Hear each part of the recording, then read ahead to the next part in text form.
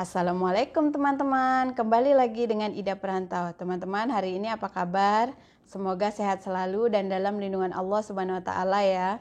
Nah, untuk teman-teman yang baru singgah ke channel saya ataupun yang telah lama, mohon untuk di-subscribe dan tekan tombol loncengnya agar ketika saya update terkait berita-berita terkini dan juga info, teman-teman menjadi orang pertama yang mendapatkannya. Nah, teman-teman, hari ini saya masih lagi membawakan konten terkait dengan rekalibrasi. Nah, untuk beberapa waktu ini sekarang pemerintah Malaysia sedang mengadakan program rekalibrasi, yaitu rekalibrasi pulang dan juga tenaga kerja yang dimulai dari tanggal 16 November sehingga 30 Jun 2021. Nah, teman-teman, hari ini saya ingin bawakan terkait dengan persyaratan, biaya, dan juga pernyataan Bapak Duta Besar luar biasa berkuasa penuh Republik Indonesia untuk Malaysia, yaitu Bapak Hermono, dalam program live-nya bersama EBI Rasa Radio Kuala Lumpur. Nah, teman-teman, di situ Bapak Duta ada menjelaskan terkait program rekalibrasi ini.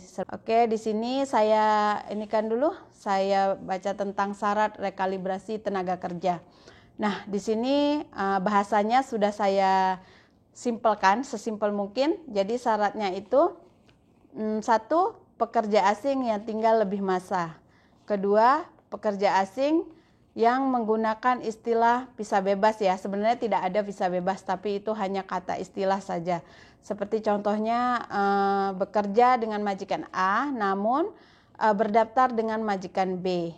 Nah, kemudian yang ketiga, bukan pekerja asing yang lari dari majikan dan telah dilaporkan oleh majikan. Kemudian yang keempat, hanya pekerja asing dari 15 negara saja, yaitu Thailand, Myanmar, Kamboja, Nepal, Laos, Vietnam, Filipina, Pakistan, Sri Lanka, Bangladesh, Turkmenistan, Uzbekistan, Kazakhstan, India, dan Indonesia. Kemudian yang kelima, tidak dalam disyaki atau senarai hitam. Maksudnya senarai hitam di sini ialah melakukan kriminal ya teman-teman. Jadi kalau teman-teman tidak pernah melakukan kriminal, insya Allah tidak termasuk dalam senarai hitam. Kemudian yang keenam, mempunyai paspor yang masih berlaku minimal 18 bulan. Kemudian yang ketujuh, mempunyai surat keputusan bebas COVID yang dibuat 3 hari sebelum tanggal temu janji dengan Jabatan Imigresen Malaysia. Nah, teman-teman, sekarang terkait dengan bayaran ya. Jadi bayaran itu yang pertama ada deposit sebesar RM500, kemudian yang kedua ada compound sebesar RM1.500, kemudian yang ketiga ada lain-lain bayaran yaitu termasuk pemeriksaan POMEMA atau medical check-up, kemudian ada levy, kemudian ada pemprosesan, kemudian ada PLKS atau pas lawatan kerja sementara, kemudian ada visa. Nah, teman-teman, saya tekankan di sini ya bahwa untuk urusan rekalibrasi ini tidak ada menggunakan jasa agen atau calo. Jadi untuk rekalibrasi tenaga kerja itu langsung majikan yang mendaftarkan via online. Setelah nanti dapat tanggal temu duga di imigrasi, maka majikan dan teman-teman langsung datang ke imigrasi. Jadi tidak ada yang namanya agen atau calo. Kalau ada yang nawarkan ke teman-teman jasa untuk membuatkan permit bagi program rekalibrasi tenaga kerja, itu adalah satu penipuan ya teman-teman, jangan pernah dipercaya. Kemudian di sini juga Bapak Duta ada menjelaskan kira-kira siapa yang tidak bisa ikut program rekalibrasi tenaga kerja. Nah, itu diantaranya yang pertama ialah parti yang masuk melalui jalur tidak sah. Nah, karena nantinya teman-teman di immigration itu akan dicek ya menggunakan jari, jadi akan ada fingerprint di sana. Nah, itu akan dicek rekod kemasukan. Jika teman-teman melalui jalur yang tidak sah, maka tidak ada rekod kemasukan teman-teman. Nah, itu tidak dibenarkan untuk mengikuti program rekalibrasi tenaga kerja. Kemudian yang kedua, lari dari majikan dan dilaporkan oleh majikan. Jadi ketika teman-teman dulu bekerja dengan majikan, kemudian teman-teman lari dan majikan membuat report, maka nama teman-teman sudah ada di senarai blacklist. Nah, itu juga tidak boleh ya teman-teman. Kemudian yang ketiga, TKI yang pernah mengikuti program rehiring atau pemutihan sebelumnya. Nah, itu kalau untuk program pemutihan sebelumnya itu temponya 10 tahun ya teman-teman. Jadi tapi sampai saat ini pihak KBRI masih lagi menego atau melobi kepada pihak Jabatan Imigrasi Malaysia terkait hal ini. Semoga aja nanti yang pernah mengikuti program rehiring yang sebelumnya itu akan bisa mengikuti program yang sekarang ya teman-teman, bisa mengikuti program rekalibrasi tenaga kerja. Kemudian, nah terkait syarat, jadi itu teman-teman juga harus memperhatikan terkait dengan paspor. Paspornya mesti berlaku minimal 18 bulan untuk tempo aktifnya. Kemudian nanti terkait dengan istilah visa bebas itu memang tidak ada ya teman-teman. Cuman nanti teman-teman yang sekarang masih menggunakan visa bebas itu terdaftar, contohnya tadi terdaftar dengan majikan A namun bekerja dengan majikan B. Tetapi hanya di sektor yang ditentukan ya teman-teman yang bisa ikut. Jadi contoh diantaranya sektor konstruksi atau pembinaan, kemudian peladangan, pertanian, dan perkilangan. Jadi selain dari 4 sektor tersebut saat ini tidak bisa mengikuti program rekalibrasi tenaga kerja. Nah, ada dijelaskan juga bahwa sebenarnya terkait dengan biaya itu ditanggung oleh majikan. Nah, termasuklah yang deposit 500, compound 1.500, biaya medical check up atau POMEMA, biaya levy, biaya visa, biaya pemprosesan, biaya PLKS. Namun hal tersebut jika majikan berkeberatan, maka teman-teman bisa mengikuti program rekalibrasi pulang. Nah, kemudian yang kelima, untuk kuota perusahaan dalam mengambil pekerja itu akan diverifikasi oleh pihak KSM atau Kementerian Sumber Manusia. Nah, jadi setiap perusahaan itu akan diverifikasi kira-kira layak untuk mengambil berapa pekerja. Jadi itu ada kuotanya ya teman-teman. Nah, kemudian di sini ada syarat rekalibrasi pulang. Nah, terkait syarat rekalibrasi pulang saya akan bacakan kembali. Namun seperti tadi bahasanya juga sudah saya ringkaskan. Semoga teman-teman lebih paham lagi. Yang pertama, memiliki paspor. Bagi yang tidak ada, teman-teman bisa membuat SPLP. Nah, SPLP itu berlaku untuk 1 tahun ya teman-teman. Jadi syarat untuk membuat SPLP diantaranya daftar online. Nah, teman-teman udah bisa mendaftar online untuk pembuatan SPLP. Nanti kalau teman-teman perlu linknya, itu bisa melihat video saya yang sebelumnya ya, terkait pembuatan SPLP. Kemudian dalam membuat SPLP itu ada beberapa persyaratan.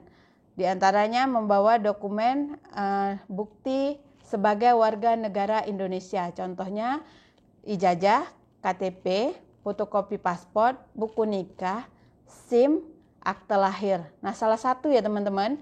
Jadi kalau misalnya ada fotokopi KTP ataupun fotokopi paspor itu juga bisa ya. Kemudian ada pembayaran yaitu sebesar Rp30 saja. Nah, kemudian syarat yang kedua bagi rekalibrasi pulang itu membuat swab test ataupun tes COVID. Dibuat di klinik-klinik atau hospital ataupun rumah sakit swasta ya teman-teman. Biasanya itu 1-2 hari keputusan akan keluar. Nah, untuk membuat swab test ini, teman-teman baiknya buat 3 hari sebelum tanggal temu janji di immigration.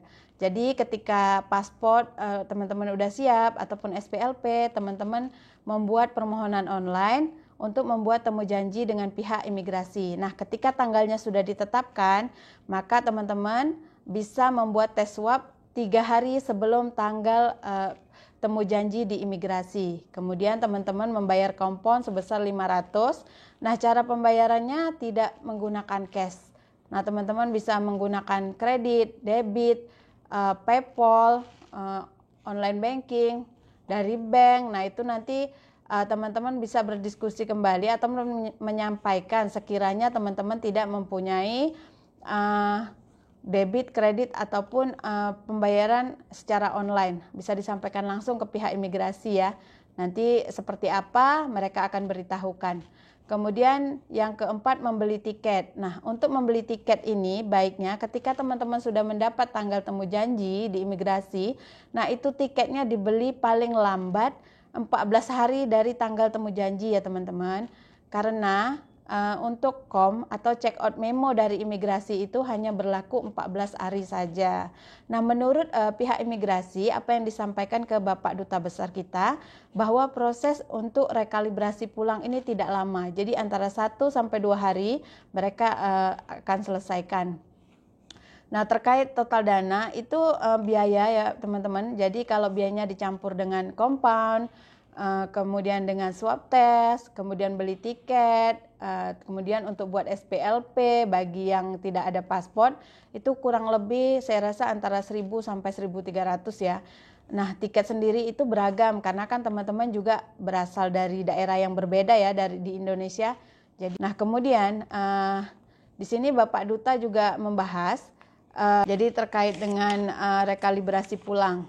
Nah, di situ untuk rekalibrasi pulang ditekankan bahwa pendaftaran bisa diurus perseorangan, maksudnya sendiri tanpa ada perantara. Jadi teman-teman bisa langsung nih dari mulai untuk buat SPLP-nya jika perlu, kemudian untuk register online di imigrasinya, kemudian nanti proses temu janjinya, itu semua harus teman-teman sendiri yang buat.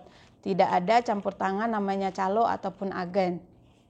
Kemudian untuk pengetahuan teman-teman, jika teman-teman mengikuti program rekalibrasi pulang ini, maka teman-teman akan menjadi otomatis di blacklist 5 tahun. Kemudian yang kedua, boleh buat SPLP dulu melalui temu janji online. Dan untuk STO di immigration akan dibuka setelah PKPB. SPLP pula berlaku selama 1 tahun.